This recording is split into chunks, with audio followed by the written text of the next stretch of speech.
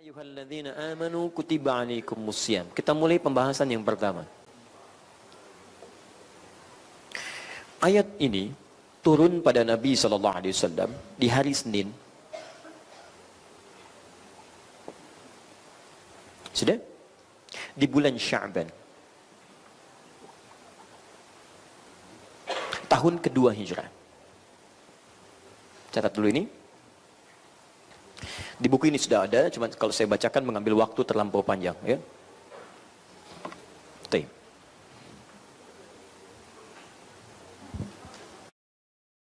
Rupa-rupalah. Bismillah. Teruskan. Turun di hari Senin, bulan Sya'ban, tahun keberapa? Nah, sekarang perhatikan baik-baik.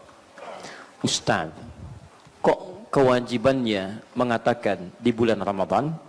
Tahu bulan Ramadan ayat 185-nya. Perhatikan turunan ayatnya. Syahrul Ramadan alladzi unzila fihi al-Qur'an. Orang bertanya, ya Rasulullah, bulan apa diwajibkannya? Karena baru turun diwajibkan puasa. Seperti orang dulu puasa, supaya kamu bertakwa. Kapan puasanya Rasulullah? Turun ayat berikutnya. 184, 185, Syahrul Ramadan. Tunaikan di bulan Ramadan. Ramadan. Fokus sini. Ini pelajaran sederhana tapi sangat penting. Turun di bulan Sya'ban, dikerjakan untuk Ramadan. Ayat ini turun 1 bulan sebelum perintahnya ditunaikan. Allah. Taib. Nah, sekarang pertanyaannya, apa yang dikerjakan oleh Nabi SAW dalam jeda 1 bulan ini demi menghadapi perintah Ramadan yang sudah turun ayatnya? Apa yang dikerjakan oleh Nabi? Apa yang disampaikan oleh Nabi kepada umatnya dalam rangka membimbing umatnya memasuki bulan Ramadan yang sebulan itu akan diselang?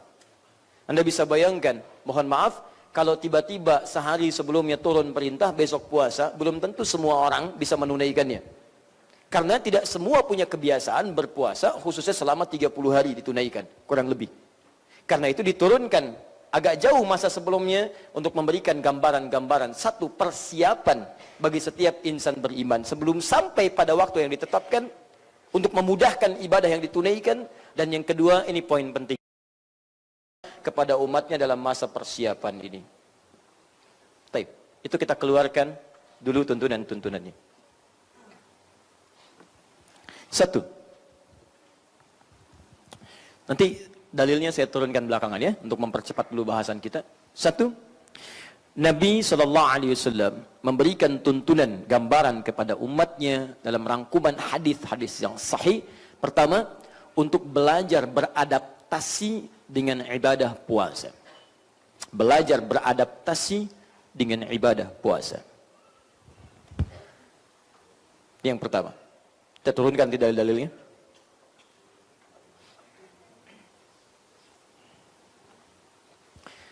Jangan dipukul rata bahwa setiap orang beriman itu biasa puasa.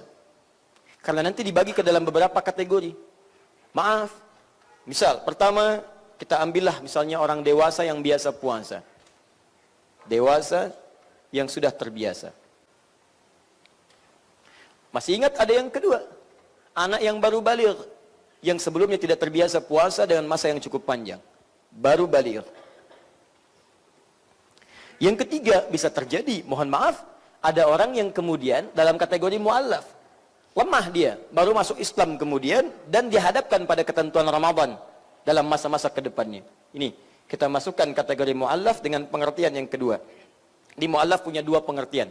Pengertian pertama, dia belum masuk Islam, tapi punya kecenderungan pada Islam yang sangat kuat. Suka tanya-tanya Islam. Saya kemarin ke Kanada, ya itu Masya Allah. Dan sudah cukup menyebar, orang bertanya bagaimana tentang Islam dan sebagainya, ingin tahu lebih jauh dan seterusnya. Dan Alhamdulillah begitu tiba dari Kanada, yang masuk Islam di Indonesia. Kami hari Jumat kemarin kedatangan seorang laki-laki pemuda di kisaran usia, dia lahir 94 ya, berarti sekitar 24 tahun ya. Dia datang dari Bandung, lahir 10 April tahun 1994, namanya Hendra. Datang, Ustaz, saya ingin masuk Islam. Masya Allah. Anda sudah pikirkan? Sudah. Sudah pelajari? Sudah. Sudah tahu konsistensinya? Sudah. Sudah tahu konsekuensinya juga? Sudah. Anda akan sholat, Anda akan puasa. Siap itu? Siap. Siap menegakkan kemuliaan? Siap. Siap berakhlak mulia? Siap. Siap tidak mencela orang lain? Siap. Siap berbakti pada orang tua? Siap. Termasuk orang tua kalau belum masuk Islam?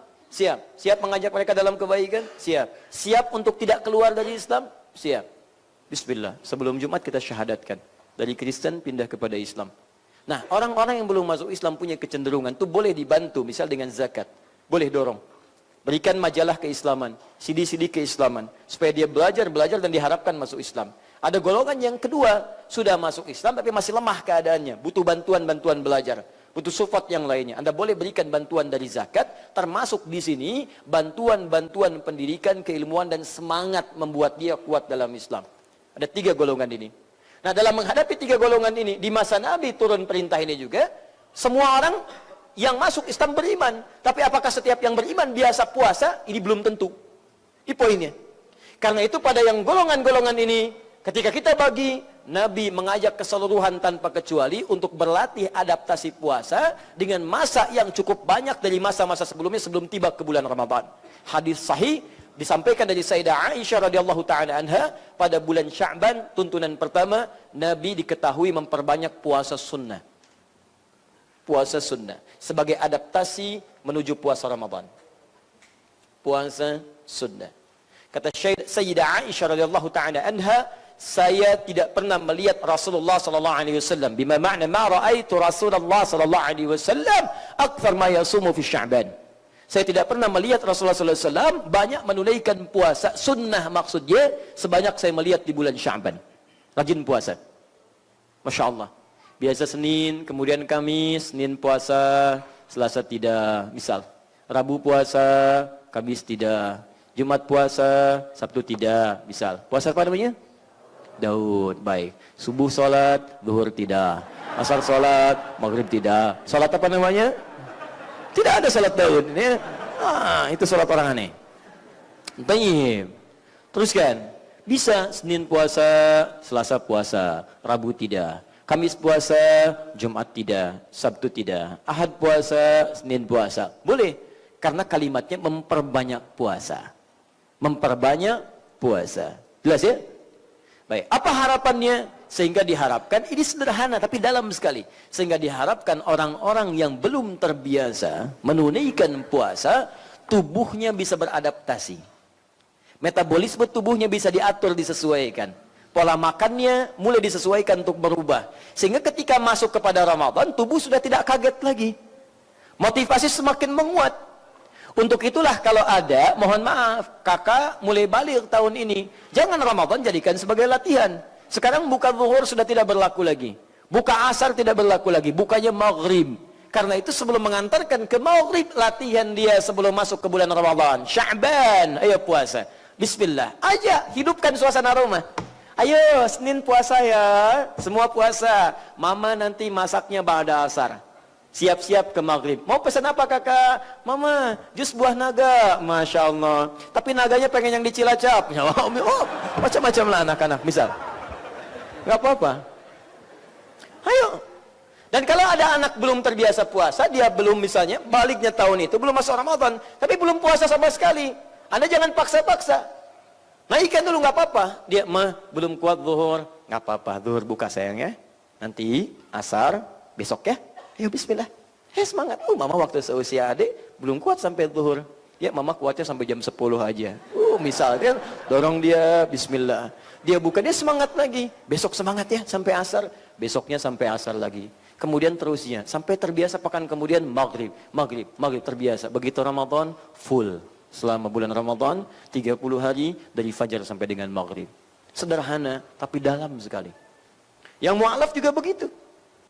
Maaf, bukan mu'alaf, bukan juga baru masuk balik, sudah dewasa. Cuman kadang-kadang dulu sering meninggalkan tuntunan syariat. Sholat jarang-jarang gitu kan, puasa jarang-jarang, kebaikan jarang-jarang, bertobat dia ingin jadi kebaikan. Terkumpul lembaran baru kehidupan, mulai dia belajar, maka biasakan dulu puasa sebelum Ramadan. Supaya nggak kaget masuk Ramadan sudah kuat dia.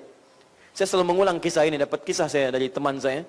Ada kejadian di Sumedang tuh preman, kemudian berubah total, jadi lebih bagus lagi. Cuman belum terbiasa ke sini. Tapi dia menguatkan dirinya untuk berjuang. Allahu Akbar. Ramadan datang dia. Biasa. Sekarang dipakai pada ketegasan. Jalan siang-siang. Lihat warung buka. Begitu lihat dia gebrak tuh mejanya. nggak tahu ini Ramadan katanya, masih buka aja. Hormati orang lain. Masya Allah, luar biasa. Gemeteran yang punya. Minimal pasang tirai kayak di luar. Pasang tirai. Biasanya kan marahin orang pada hal-hal yang baik, sekarang pada yang buruk pasang. Begitu selesai dia keluar. Lihat, balik lagi. Es teh manis satu ya. Itu masalah. Gak kuat dia. Ya, saya bukan ngarang kisah-kisah, ini nyata teman saya sampaikan itu kan. Artinya memang ada kasus. Dan Nabi ketika menuntun itu semua jauh 15 abad sebelumnya, itu dalam sekali, kelihatan sederhana cuman tajam Pak. Bu, dalam sekali. Ayo kita biasakan di rumah, masuk bulan Sya'ban, ayo perbanyak, bismillah. Sekarang kan belajar Rajab, belajar Senin, Kamis, dan Daud. Begitu Sya'ban, ayo perbanyak. Kalau sudah total semua, Ramadan tinggal ditunggu. Ayo ya Allah, kami sudah siap. Mau diminta apa? Bismillah. Puasa, siap. Amal soleh yang lain, bismillah. Paham ya? Di yang pertama, membiasakan diri memperbanyak puasa sebelum masuk bulan Ramadan. Taim. 2.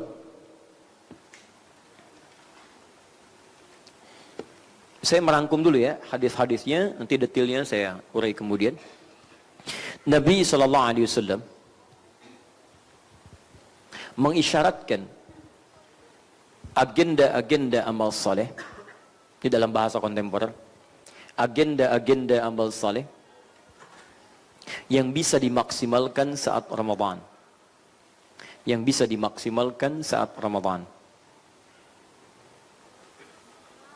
Sudah? Yang bisa dimaksimalkan saat Ramadan.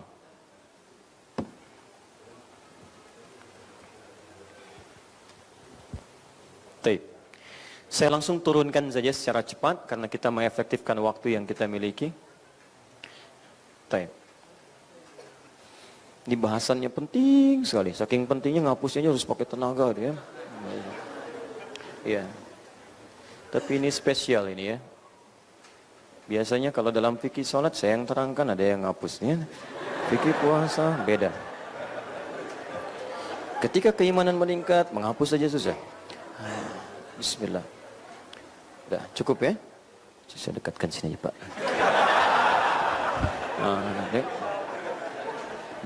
Tugas Mas Boy fikih sholat ya. Fikih puasa, Mas Boy puasa. 1. Adaptasi puasa, bismillah. Yang kedua, turunkan menyiapkan agenda Ramadan. Agenda Ramadan. 1. Salat. Kedua, Al-Quran. Ketiga, infak. Sekurungkan sedekah. 3 poin utama.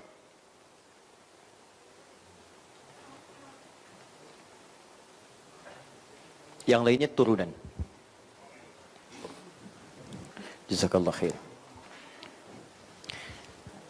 Keadaan paling sulit ketika kita mau menghapus, tidak ada yang menghapus. Ketika kita minta tidak dihapus, kemudian dihapus. Itu yang repot. Dan celakanya menghapus apa yang tidak ingin kita hapus. Itu susah. Semoga Allah ampuni dosanya. Jazakallah khair. Baik, 1. Saya mau ambil kaidah dulu dalam hadis qudsi. Di Kitabus Siyam nanti, Sahih Al-Bukhari nomor hadis yang pertama. Tapi ingat kaidah ini ya. As-siyamu li wa ana ajzi bihi. Allah menyampaikan langsung dalam hadis qudsi lewat lisan Nabi sallallahu alaihi wasallam. As-siyamu li. Puasa yang ditunaikan. Ingat menggunakan siam bukan saum. Dengan penuh kesungguhan menunaikan ketentuan dan segala aturan yang berlaku di dalamnya, ditunaikan karena Allah. Awas, hati-hati ya. Tunaikan puasa jangan karena orang lain puasa. Jangan karena Ramadan sekedar tiba, tapi tunaikan karena Allah yang perintahkan. Walaupun Ramadan tiba, tapi Allah nggak perintahkan, saya nggak akan tunaikan. Saya kerjakan karena Allah perintahkan. Kalau anda sikapnya sudah demikian, maka lihat kalimat hadisnya, wa ana ajzi bihi. Maka saya akan memberikan langsung ukuran pahalanya. Di Ramadan ketentuannya berubah tuh sebulan itu. Ketentuan, ukurannya langsung Allah yang tetapkan seketika dengan kadar keikhlasannya. Kalau ukuran standar, wal hasanatu bi asyri amthaliha. Setiap satu kebaikan 10 pahala, itu ukuran standar. Tapi Ramadan keluar dari ukuran itu, bisa lebih daripada itu. Paling minimal 10 kali lipat hari biasa. Bi asyri amthaliha. 10 kali lipat hari biasa. Anda bisa bayangkan. 10 kali lipat. Makanya rugi kalau ada orang yang tidak tergerak menunaikan amal soleh di bulan Ramadan. Ruginya total, luar biasa. Kenapa? Karena ukuran pahala pada saat itu Allah langsung memberikan, bukan dalam ukuran-ukuran standar biasa keseharian. Jelas? Man jaa bil hasanati falahu asyru amthaliha. Siapa yang mengerjakan satu kebaikan maka minimal dapat 10 balasan dari nilai yang ia kerjakan. Hari biasa, Ramadan tidak. Wa ana ajzi bihi. Saya yang putuskan nilai pahalanya di luar standar biasa. Turunkan. Untuk itu Nabi SAW memberikan rumus. Ayo aktifkan perencanaan, bikin agenda sebelum masuk Ramadan. Karena hanya orang-orang yang punya agenda yang terukur amal solehnya. Kebanyakan orang bukan tidak mampu beramal soleh, tapi tidak punya rencana dalam mengerjakannya.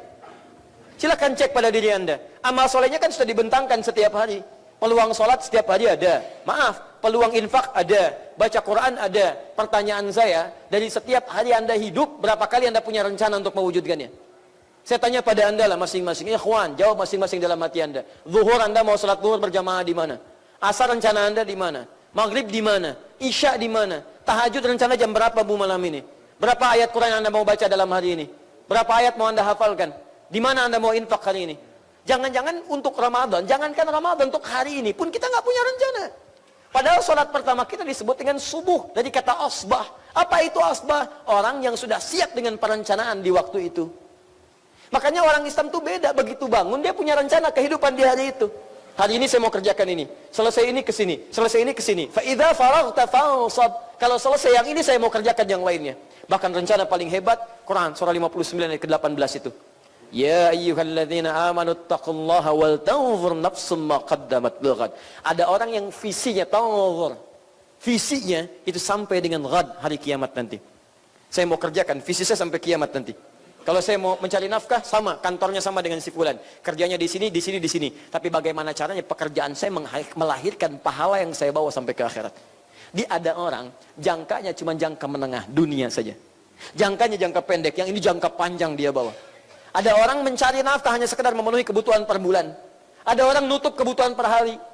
Gali lubang, tutup lubang, ini ada, tutup lagi, tutup lagi. Ada yang sebulan jangka menengah, tapi ada yang sangat jangka panjang. Bagaimana caranya ketika tangan bergerak, kaki melangkah, pahala dituliskan. Bagaimana caranya supaya istri saya masak, pahala dituliskan. Anak saya makan, pahala dituliskan. Anak saya dari situ dapat energi untuk sholat. Panjang. Nafsu maqaddamat lighat, untuk akhiratnya. Ini poinnya. Makanya teman-teman sekalian, Nabi memberikan isyarat, jangan sampai kebiasaan di luar Ramadan dibawa ke Ramadan. Bingung. Jam 7, sholatnya subuh, malam berjamaah, tarawih juga. Begitu selesai subuh, nggak punya rencana, tidur. Habis tidur, tidur lagi. Habis tidur, tidur lagi. Bangun tidur, tidur lagi. Tidur. Tuh. Kantor silakan cek. Kalau mau ngecek banyak orang tidur, gampang.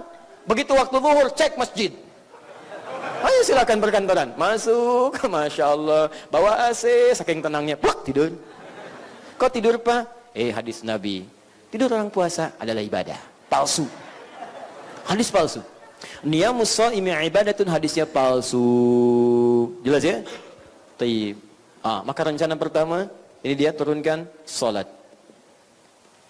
Diturunkanlah kemudian, bahkan Nabi memberikan detail gambaran bagaimana salat-salat yang bisa menyempurnakan kesempurnaan puasa. Mulai hari ini, turunkanlah semua jenis salat-salat sunnah yang menyertai salat fardu. Karena pahalanya beda antara Ramadan dengan di luar Ramadan. Salat dibagi dua. Dari segi hukum, ada yang fardu, ada yang sunnah. Ini tidak perlu ditanya karena ini standar. Yang perlu ditanyakan yang ini. Keluarkan semua jenis salat sunnah. Bagi dua lagi, siang plus malam. Ukuran siang, teman-teman, dari mulai subuh sampai dengan ke maghrib. Ukuran malam dari mulai isya sampai menjelang ke subuh lagi. Keluarkan semua jenis salat sunnah, siang dan malam, dan mulai bikin menunya. Saya waktu SD masih mendapat pelajaran ini. Sebelum masuk ke Ramadan mendapatkan buku panduan Ramadan. Di dalamnya ada tulisan dan peta-peta, table-table amal soleh. Ada kemudian salat sunnah, tuliskan.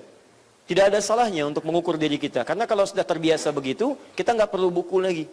Tapi kalau Anda ingin mengukur kemudian tingkat ya kualitas amalan kita, boleh kita bikin buku khusus amalan Ramadan. Keluarkan. Mulai sekarang petakan. Jenis salat-salat sunnah.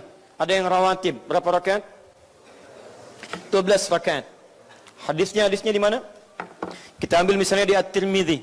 Ya, kita ambil yang 414. Dari Ummu Habibah radhiyallahu taala anha. Qala Rasulullah sallallahu alaihi wasallam, satu kali Rasulullah sallallahu alaihi wasallam pernah bersabda, "Man shalla 12 raka'atan," siapa yang menunaikan salat 12 rakaat fi yaumin wa lailatin. 12 rakaat ini ada waktunya siang, ada waktunya malam. Apa saja itu? Anda boleh kemudian rinci arba'an qabla dhuhri, 4 rakaat sebelum zuhur. Sebelum zuhur ada 4 rakaat. Teknisnya boleh 2-2, boleh 4 sekaligus. Dua-duanya sah. Ya, kalau di masyarakat belum terbiasa 4 sekaligus, lakukan 2-2. 2 rakaat kemudian salam. 2 rakaat lagi kemudian salam. Jelas? Tapi kalau sudah dipahami misalnya, ini salat belum waktunya, tapi dia tahu itu salat sunnah, Anda boleh tunaikan 4 rakaat sekaligus. Tunaikan 4 kemudian dengan 1 kali salam. Itu boleh. Sah. Dua-duanya disepakati oleh para ulama. Ulama aja sepakat, masa Anda yang bukan ulama ribut? Jelas ya? Ingat, lihat kondisi masyarakatnya, karena ini penting untuk menyesuaikan dengan fiqh. Fikih nanti ada aulawiyah, fikih prioritas. Kalau masyarakat belum terbiasa, jangan maksa dikerjakan. Tiba-tiba Anda 4, orang ribut. Siapa tuh? Iya, aliran sesat kali ya. Gitu. Oh, sesat. Padahal belum tahu hukumnya. Atau usahakan bahas dulu, undang ustaz terkait siapapun yang baik-baik, undang ustaz, terangkan di situ, sehingga ketika dipraktikkan sudah terbiasa dengan amalannya. Paham? Baik. Arba'an qabla dhuhri, 4 rakaat sebelum zuhur. Wa rak'ataini ba'daha, 2 rakaat setelahnya. Setelah zuhur. Jadi 6. 4 tambah 2, 6. Baik, rak'ataini ba'da al-maghrib, 2 rakaat setelah maghrib. 2 rakaat setelah maghrib. 6 tambah 2, 8. Rak'ataini ba'da al-isya, 2 rakaat setelah isya. 8 tambah 2, 10. Wa rak'ataini qabla al-fajri, 2 rakaat sebelum subuh. 12. 12 ini Anda kerjakan sekalipun di luar Ramadan. Lihat, Anda konsisten mengerjakan itu, maka lihat terusan kalimat nabinya, buniyallahu bihinna baitun fil jannah. Orang yang konsisten mengerjakan itu selama hidupnya sampai dia wafat, maka Allah akan hadiahkan kepadanya membangunkan 1 rumah di surga untuknya. Masya Allah. Rumah indah. Siapa yang sudah punya rumah di surga? Boleh angkat tangan? Saya serius. Nah, kalau Anda belum merasa punya rumah, Anda siapkan. Kan sekarang dikasih bahannya. Bahannya sudah ada, tinggal Anda mau bangun apa enggak. Jadi kalau Anda nggak punya rumah di surga, bukan salah Allah, salah Anda. Punya bangunan, tapi bahannya nggak dipakai. Itu poinnya. Makanya Ummu Habibah radhiyallahu taala anha ketika mendengar kalimat itu, kata beliau, bima ma'na laqad azamtu nafsi alla atrukaha tula hayati. Saya bertekad tidak akan pernah meninggalkannya selama hidup saya. Itu istri Nabi, Bu. Istri Nabi itu jelas. Dengan Nabi di surga, keluarga Nabi, dengan Nabi di surga, kemuliaan tingkat tinggi, diberikan amalan sunnah, Masya Allah, kata beliau, saya bertekad tidak akan meninggalkannya. Anda istri Nabi bukan, kerabat Nabi bukan, tetangga Nabi bukan, tidak ada ayat Quran menjamin ibu ada di surga untuk saat ini. Diberikan amalan sunnah, tidak diambil. Kenapa? Itu poinnya.